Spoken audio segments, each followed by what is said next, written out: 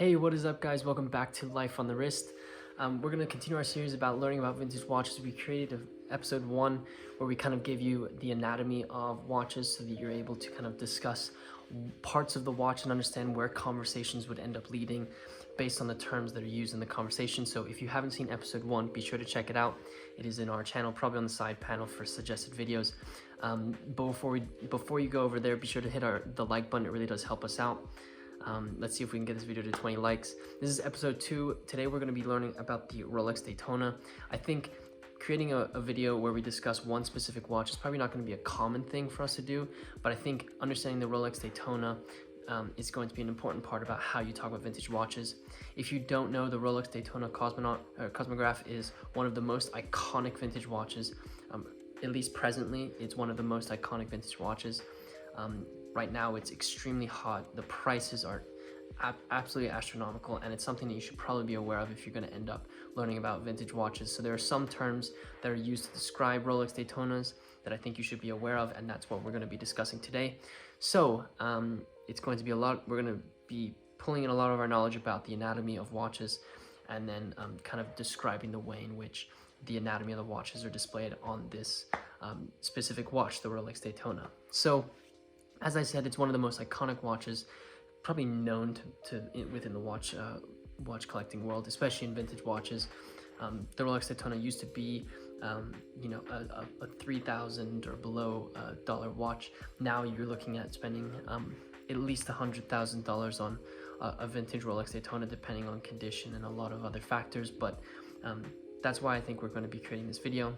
So the first thing that you can notice about a watch is obviously the dial. So I think understanding specific terms that are used to describe the Rolex Daytona dial is something that you should be aware of. So the first one, and this is very, very simple, but it's simply the different dial colors that can exist.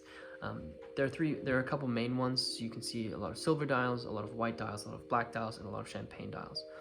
There are some that have a black dial with white subdials, or a white subdial, or a white dial with black subdials. Those are often referred to as a panda dial or a reverse panda dial, depending on which color the subdials are. This is just a way in which collectors describe the white and black colors on the dial of a Rolex Daytona.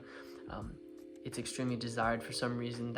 That combination of those two colors seems to catch a lot of people's eyes, seems to be aesthetically pleasing to those who like Rolex Daytonas. So that's one term that you should be aware of: a panda dial and a reverse panda dial. I'll be sure to put up some pictures and videos about those so you can see those. So that's just the color of the dial. Then there are a lot of variations on the subdials, and this is where Rolex Daytonas get extremely intricate, and perhaps a little bit too intricate for some individuals. Some people really hate collecting watches that are just the same watch but have different variations of them.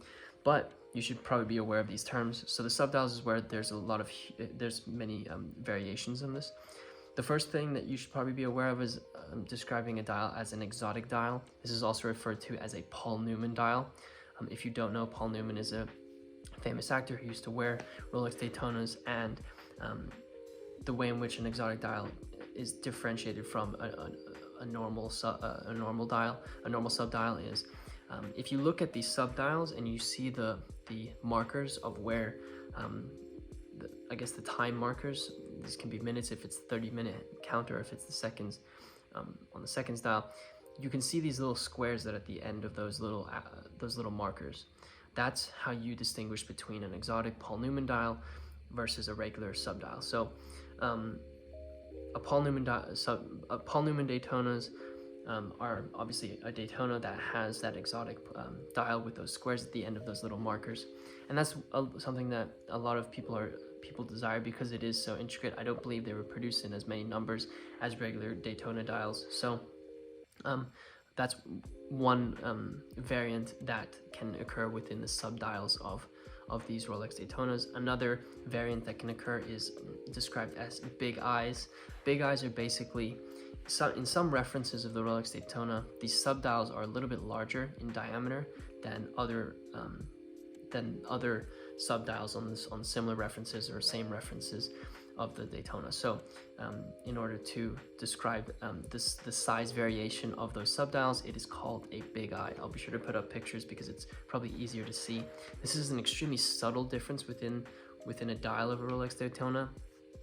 However, it can actually it creates a huge difference in price as well as collectability. People really love big eye Daytonas for some reason. Again, this is your preference. If you like creating watches the same watch but with different nuances, then that's probably something that you would probably enjoy. So that's another variant of subdials that you can find. Kind of moving away from dials, we can kind of go into another aspect of the watch that has to do with the pushers. There are kind of two main versions of the Rolex Daytona pushers. The first is pump pushers, and the second is screw down pushers. Pump pushers are simply watches. It's a round pusher that doesn't have to be screwed. You can press it at any time you want, and it will start the chronograph. A screw down pusher is basically a Daytona that has the chronograph hands basically have a little screw that you have to unscrew in order to end up pressing the chronograph in order to get it to start or reset. The reason that happens was for water resistance. Pump pushers are not as water resistant as screw down pushers, so that's another variation that you should probably be aware of when it comes to describing Daytonas. The next has to do with the reference numbers of Rolex Daytonas and the movement that they were running on. Now, when it comes to references, I think that's a completely separate video, understanding the different types of references that the vintage Rolex Daytonas encompasses. But just for this sake, I'm going to be talking about four-digit versus 5-digit Daytonas. 4 digits is simply there's 4 numbers in the reference number, and 5 digits is there's 5 digits within the reference number. So in 4-digit Daytonas, that means there's only 4 numbers in the reference number. The movement that was used within these Daytonas was actually a value movement, which is a mass-produced movement, obviously heavily modified by Rolex, but at the end of the day, is a value movement. If someone talks about a 5-digit Daytona, you're going to end up the movement that is inside of a 5-digit Daytona is a zenith movement. So just to recap again, 4-digit Daytonas have a value movement, and 5-digit Daytonas have a zenith movement. So I hope that was helpful, just to give you an idea of the types of movements that could happen in these vintage Rolex Daytonas. Just a little nuance here, this last little point is that there are watches that are called pre-Daytonas. These are chronographs that were produced prior to the release of the Rolex Daytona. Pre-Daytonas don't actually have a bezel, which is typical for Rolex Daytonas. They have a bezel insert that has a counter on the outside. Pre-Daytonas had no bezel. They also only came in steel and yellow gold with a black or white dial. So if you end up seeing a chronograph from Rolex, that's probably a vintage chronograph from Rolex. It's probably a pre-Daytona chronograph and should have those types of characteristics. I think they're really cool, especially because it's the predecessor to one of the most collectible watches in the watch world right now. So pretty cool. Like I said, I do want to do a video about the different references that you can get within the Rolex Daytona. There are some really great resources out there that describe all of that type of information, but I think that's a completely separate video, because a lot of collectors know a lot about reference numbers, and they know the variations between each of them, but it's very hard to kind of follow and also something to remember.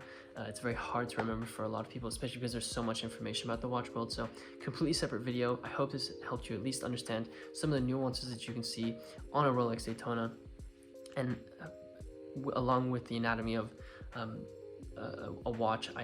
In our episode 1 of learning about vintage watches, I hope you can now kind of describe different parts of a Rolex Daytona and kind of follow conversations as they kind of evolve. So I hope this was helpful. If you haven't seen episode 1, be sure to check that out in our channel. And if you haven't already, and I said in the beginning of this video, be sure to hit that subscribe button if you like videos about watches. Also, if you've made it this far and you haven't already, be sure to hit that like button. I want you guys to smash the like button as much as you can. I think these are going to be very helpful for people who are learning about vintage watches or perhaps just getting into vintage watches. So be sure to hit that like button if you haven't already. I'm excited for episode 3. If you have any suggestions on things you want to see early on in this series, be sure to leave it in the comment section below, because I want to make sure that I'm allowing you to be educated on vintage watches. I have an idea of where I want to go, but this is obviously a collaborative effort within this community. So be sure to let me know. Also, I can be wrong with some of the information I have. If I'm wrong, just put it in the comment section. We are a community. Let's have everyone learn at the same time. So be sure to just put anything in the comment section if you have a comment about it. And with that said, guys, I hope you enjoyed this video, and until next time.